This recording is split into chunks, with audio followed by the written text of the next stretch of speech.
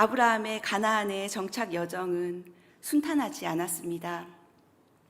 창세기 12장의 부르심부터 지금까지 믿음으로 그 길을 나서긴 했지만 아브라함의 삶은 끊이지 않고 문제 가운데 놓여 있습니다. 그러나 하나님은 한 번도 아브라함을 떠난 적이 없으십니다. 그리고 그 약속을 이루어 가십니다. 아브라함은 100세에 이삭을 낳고 이삭이 젖을 떼던 날 잔치를 열었습니다. 어제 본문에서 사라는 이렇게 기쁜 날 이삭을 지키고자 여종 하갈과 이스마엘을 내쫓아 버립니다. 오늘 본문은 하갈이 쫓겨난 그때 브엘세바라는 곳에서 일어난 이야기입니다. 22절에서 23절 본문을 다시 한번 읽겠습니다. 다 같이 시작. 그때 아비멜렉과 그의 군대 사령관 비골이 아브라함에게 말했습니다. 그대가 하는 모든 일에 하나님께서 그대와 함께 하십니다. 그러니 그대가 이제 나나 내 자식이나 내 자손들을 속이지 않겠다고 여기 하나님 앞에서 내게 맹세하십시오. 내가 그대에게 친절을 베푼 것처럼 그대도 내게 또 그대가 이방 사람으로 살고 있는 이 땅에 호의를 베푸시기 바랍니다. 그 지역을 다스리고 있던 그랄 왕 아비멜렉은 군대 장관 비골과 함께 또 많은 무리를 이끌고 아브라함을 찾아왔습니다. 지난 수요일 본문에 등장한 그랄 왕 아비멜렉과 동일한 인물입니다. 아브라함보다 큰 권력을 가진 사람이었습니다. 그런데 왜 오늘 아브라함을 찾아왔을까요? 나그네로 온 아브라함의 삶을 지켜보니 이 사람한테 너무 신기한 일들이 많이 일어나는 겁니다. 그래서 아비멜렉이 오늘 이렇게 얘기합니다. 아브라함, 당신이 하는 일을 보니 하나님이 당신과 함께 하시는군요. 할렐루야, 정말 크리스찬들이 듣고 싶은 가장 최고의 칭찬 아닙니까? 아브라함의 모든 삶이 하나님의 보호와 인도의 삶이었음을 이방 왕이 고백한 것입니다. 아브라함과 함께하는 임마누엘의 하나님의 축복을 이방 왕이 보았던 것입니다. 저는 오늘 여러분을 만나는 모든 사람들이 이렇게 여러분에게 고백할 수 있길 축복합니다. 아비멜렉은 사라를 취한 일 때문에 죽을 뻔했습니다. 그렇지만 하나님께서 꿈을 통해서 나타나서 계시해 주셨고 아브라함이 기도하자 그 집안에 닫혔던 태의 문이 열려서 자손을 낳는 축복을 경험했습니다. 또 100세에 아브라함이 또 자식을 낳는 일을 보고 아브라함에게 임하는 축복을 지켜보면서 오늘 이렇게 아브라함에게 찾아온 것입니다. 23절에 보면 아비멜렉은 자신뿐만 아니라 나나 내 자식이나 그리고 내 자손들 후손까지 언약 맺기를 요청합니다. 이것은 하나님이 아브라함에게 복을 주시되 영원히 미래에도 주실 것이라는 믿음 가운데 이렇게 요청한 것입니다. 아비멜렉은 아브라함이 복의 시작이고 근원됨을 고백한 것입니다. 75세에 아브라함을 부르신 하나님께서 100세가 넘어서 이 약속이 이루어짐을 오늘 볼 수 있습니다. 창세기 12장에서 아브라함에게 주신 그 약속의 말씀을 제가 다시 한번 읽어보겠습니다. 창세기 12장 2절에서 3절 말씀입니다. 내가 너를 큰 민족으로 만들고 내게 복을 주어 내 이름을 크게 할 것이니 내가 복의 근원이 될 것이다. 너를 축복하는 사람에게는 내가 복을 주고 너를 저주하는 사람에게는 내가 저주하리니 땅의 모든 족속이 너로 인해 복을 받을 것이다. 25년의 긴 시간이 지나 하나님의 약속은 이루어집니다.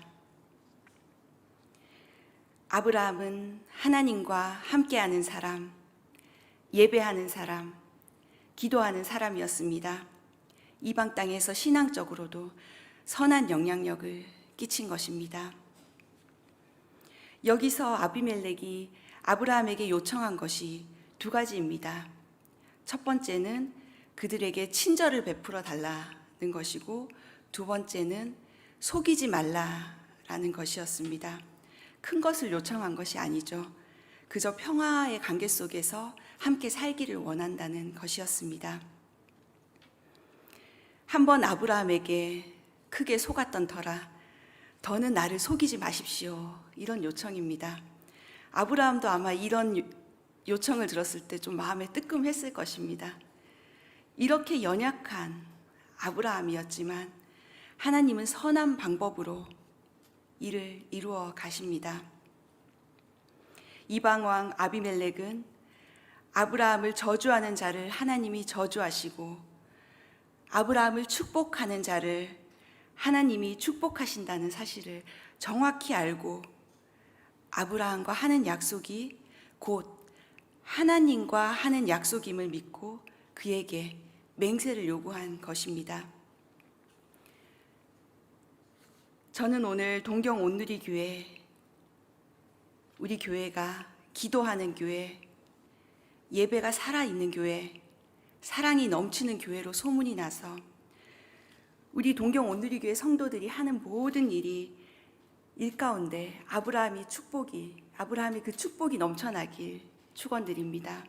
그래서 주변의 사람들이 우리를 통해 하나님의 살아계심을 보길 원합니다. 당신이 다니는 교회에 나도 한번 가보고 싶습니다. 당신과 같이 일하고 싶다고 그렇게 고백하는 일들이 일어나길 바랍니다. 오늘 이 땅에서 나그네로 사는 우리에게 이런 임마누엘의 축복이 있길 간절히 축원합니다.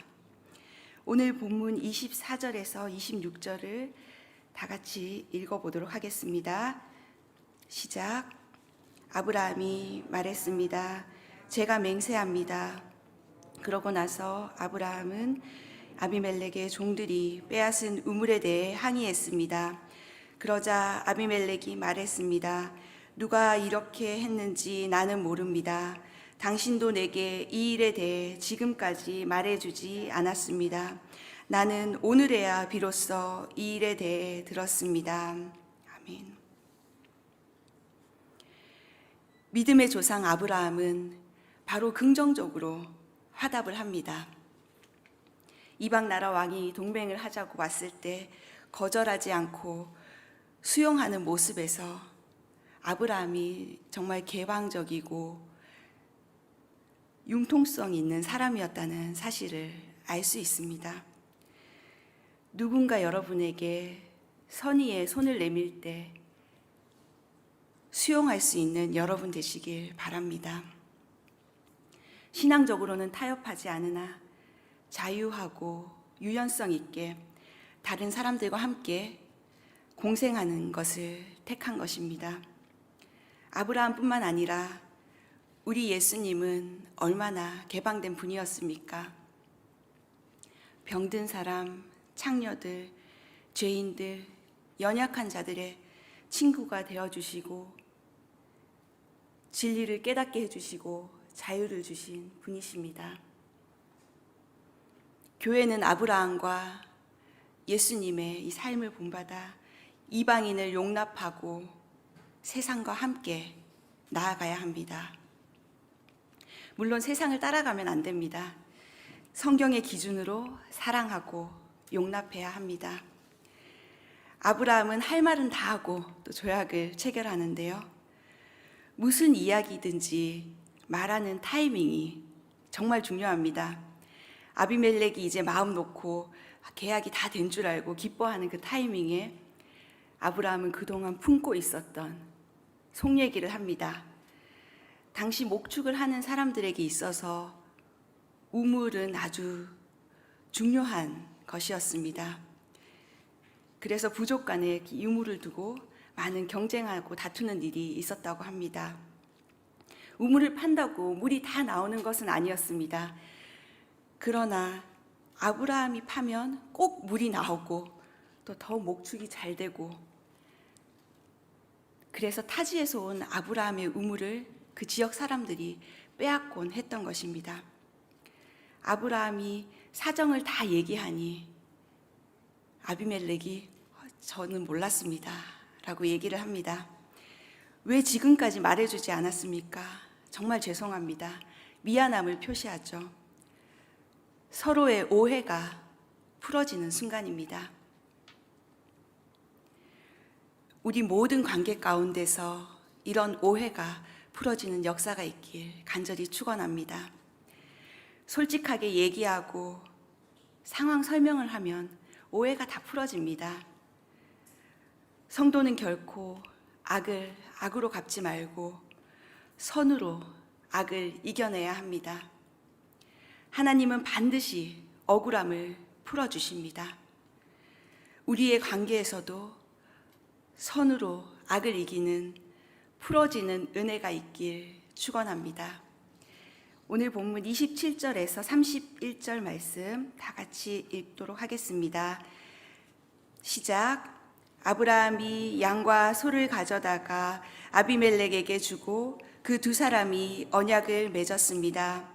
아브라함이 새끼 암양 7마리를 따로 떼어 놓았습니다. 아비멜렉이 아브라함에게 물었습니다. 당신은 왜 새끼 암양 7마리를 따로 놓았습니까? 아브라함이 대답했습니다. 이 새끼 암양 7마리를 제 손에서 받으십시오. 이것으로 제가 이 우물을 판 증거로 삼으십시오. 거기서 이 두 사람이 맹세했기 때문에 그 장소를 브엘세바라고 불렀습니다. 아멘. 네. 31절까지 읽겠습니다. 아브라함은 우물 때문에 갈등을 겪다가 그랄 왕 아비멜렉과 평화 조약을 맺습니다. 아비멜렉에게 양과 소를 주고 브엘세바에서 평화롭게 살 수 있는 법적인 권리를 얻은 것입니다. 양과 소를 주면서 기분 좋게 계약합니다. 그리고 별도로 새끼 암양 7마리를 따로 떼어 놓았습니다. 그리고 이 우물을 판 증거로 삼아달라고 합니다. 원래 이 우물은 아브라함이 판 것이었습니다. 그러다가 빼앗겼고 이제는 공식적으로 이 우물을 사겠다는 것입니다. 계약의 증거로 7마리를 준 것입니다. 그 장소의 이름이 바로 브엘세바입니다. 브엘은 우물을 뜻합니다. 그리고 세바는 7을 뜻하는데요. 완전수 7, 7은 그 언약이 완전하고 진실하다라는 의미입니다. 그래서 브엘세바는 맹세의 우물이라는 의미를 갖고 있습니다. 아브라함은 본인 소유의 극히 작은 것을 주고 큰 것을 얻었습니다. 현재를 주고 미래를 산 것이죠. 브엘세바를 통해 하나님께서 모든 일을 선하게 해결해 주셨습니다. 아비멜렉과 아브라함의 맹세를 통해 25년 전에 주셨던 하나님의 약속이 이루어지는 축복을 경험한 것입니다. 브엘세바는 아브라함에게 있어 잊을 수 없는 장소가 되었습니다. 여러분에게 있어 브엘세바는 어디입니까? 우리 삶에도 하나님은 분명히 약속을 이루어 주십니다. 여러분이 계신 그곳에서 브엘세바의 축복, 마르지 않는 샘의 축복을 경험하는 오늘 하루 되시길 축원합니다.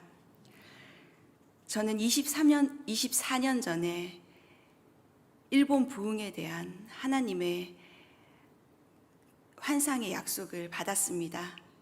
그래서 그 약속을 붙잡고 지금까지 왔는데 이렇게 또 동경 온누리 교회에서 교역자로 섬길 수 있는 은혜를 하나님께서 주셨습니다.